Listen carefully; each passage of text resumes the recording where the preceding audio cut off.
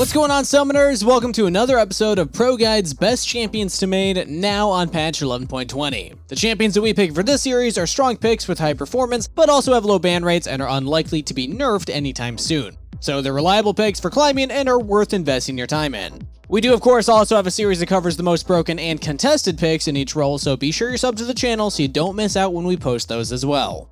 We'll start things off in the top lane with Wukong. Usually when it comes to top laners, most options specialize in either split pushing or team fighting, but in Wu's case, he's top tier in both departments. This flexibility makes him a good pick both with and against just about any team comp. The coolest thing about him is that he can also swap items to deal with different threats. If you're against a tank or juggernaut, Divine Sunderer allows you to stomp them. Against a bruiser or squishy top laners, you'll probably want Trinity Force. And if you're focusing on mainly 5v5s, you can actually go Gore Drinker for even more focus on frontlining. And if you do end up going the team fighting route, your goal is to be as much of a disruption as possible. If you can dive the backline and kill the carries, cool, but if not, don't worry too much. It's better to knock up as many opponents as you can rather than wasting your time being kited. And as a reminder, if you're stuck in your current elo, the first step to climbing is fixing that champ pool. So that's part of the reason we make these videos to begin with, so you can find the right champ or champs for you. After you decide on what you're going to play, then you have to learn how to play it right. It can take lots of games to learn new champions, but you don't have to spend days or weeks doing it alone. Our top tier coaches at ProGuides.com can help you figure out exactly what you need to work on, and they're available 24/7, so it's never a bad time to try it out. End of the season is right around the corner, so now is the time to push, everybody. Check out the link in the description if you're interested. But moving on with our list, our second top laner is Urgot. This one's a bit more of a ramping pick. While he is technically a ranged top laner, that range isn't anything crazy, so you won't exactly be bullying people too hard early on.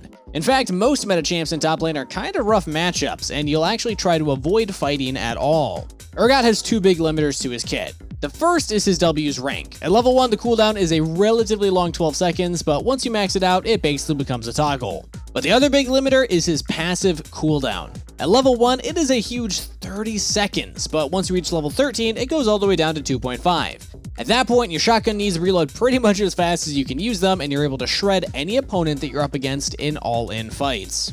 And our last top laner is another scaling pick, more often seen in the mid lane, Viktor. Instead of scaling up to an unbeatable duelist, he's a hyper carry mage pick for the players that prefer to pop off in team fights. Early game, he doesn't have a ton of combat strength, but he is still a very safe and reliable laner.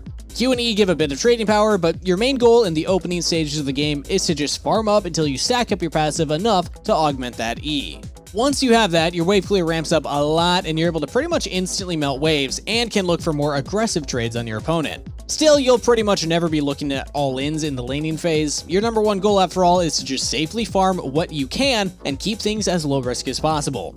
Now that may seem kind of boring, but I'd take an effective winning strat over a fun losing strat most times when I'm ranking. But anyway, once you have both Ludens and Lichbane, you really hit a power spike and you can basically one-shot squishy targets and even kite beefier ones to death. And as a side note on the runes, you can also go for a phase rush page if you think that you need it for kiting scary opponents.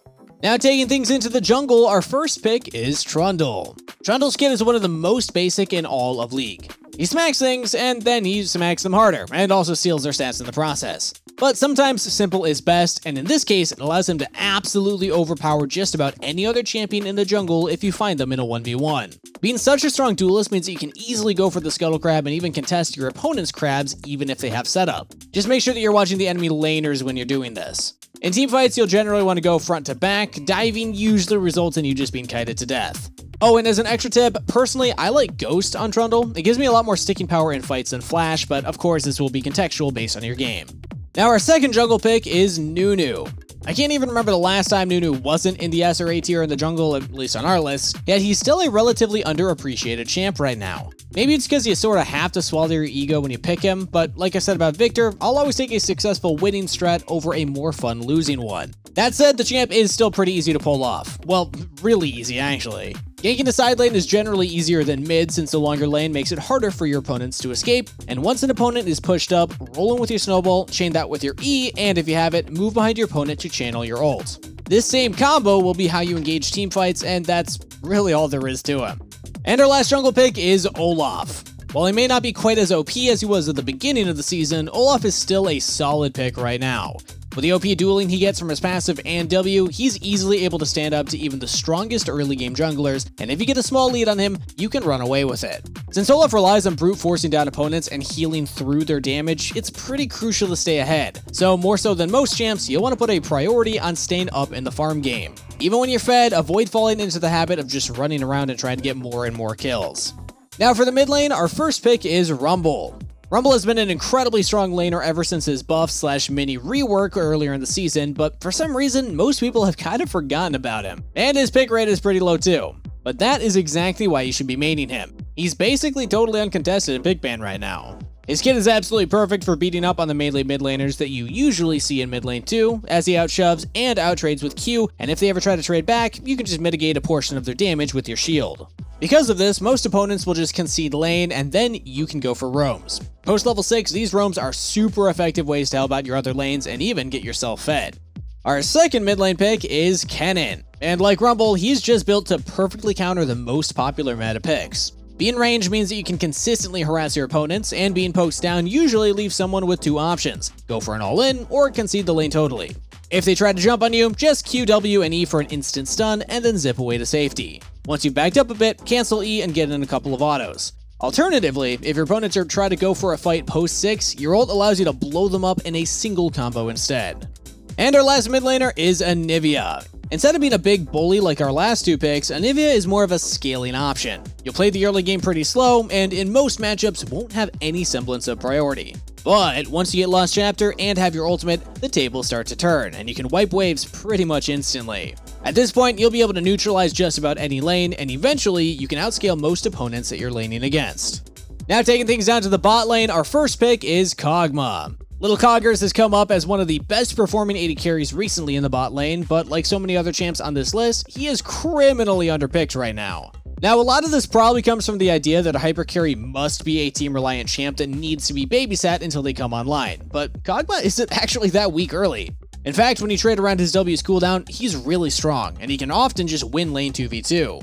And with that in mind, be careful not to waste your W randomly. Once you get to the teamfight stage of the game, this is doubly true. You want to use your W when you're fully committed to a fight, since once it's down, being in auto range means you're likely going to be blown up by your opponent. And our second bot laner is a mage, Swain. He pretty much counters every single marksman pick, because if you're ever in range to go for a trade on you, you're in range for an E on them, and that is a trade that you will always come on top of. If you ever land your E post 6, you'll pretty much always want to commit to all-ins with your ult as well, even if the highest damage kill lane AD carries like Draven and Tristana won't be able to kill you through the bonus HP and healing that you get from your ult. Meanwhile, you're shredding through them. But the one rule for Swain is to never teamfight without your ult. Your W and E can allow you to make some picks here and there, but without your ult, you're basically useless in 5v5s. And our last pick is another mage, Veigar. Veigar is considered a super hard scaling mage, but that doesn't mean that he has to be a losing lane. In fact, if your jungler listens to your calls, Veigar has insane gank setup. Post level 6, you also have some kill potential in 2v2s, especially if you have an aggro support that can engage. But even if you're stuck with somebody a bit more passive, you're also okay to just farm things out a bit longer. Once you reach Ludens and Sork Shoes, you can start to solo kill a squishy AD carry on your own if you manage to land everything. Oh, and speaking of Veigar, have you seen how pay to win the Omega Squad skin is? For allies, the W Maker is very distinct, but for the enemy team, it's actually nearly invisible, especially in the middle of a team fight. Late game being hit by a spell that can do nearly 1,000 damage without you being able to see it definitely leads to some unexpected deaths. And that actually leads us to today's question of the day. What skin do you think is the most pay to win? Let me know your answer in the comments below.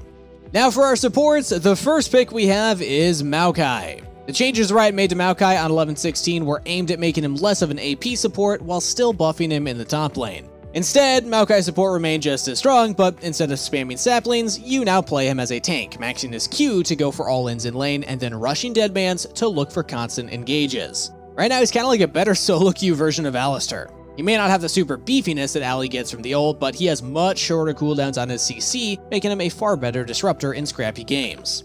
And our second support is my main man, Bard. His very unique kit brings a lot of flexibility, so he's a champ that can fit almost any playstyle.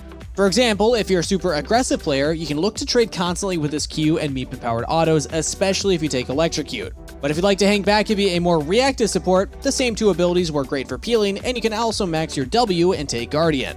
And Bard's roaming is absolutely insane, so if you like to go that route when you're a support, he's definitely the champ for you. You can even change up his itemization specifically for aggressive roaming. For his core, you can go for Imperial Mandate, Moby Boots, and Dead Man's Plate for better ganks.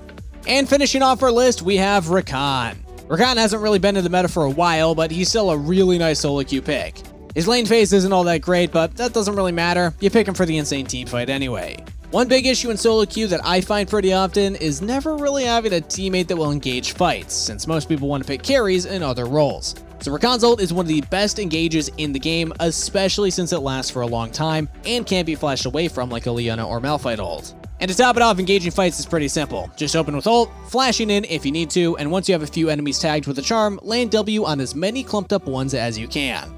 And that's it for our top 3 champs to main on 1120. Hope you enjoyed the video. If you did, make sure to sub so you never miss out on our meta guides and you're always in the loop of what the best picks are. Also, remember to let us know what you think the most pay-to-win skin is in the comments below, but most importantly, best of luck on the Rift, everybody. Stay hydrated, and I'll see you next time.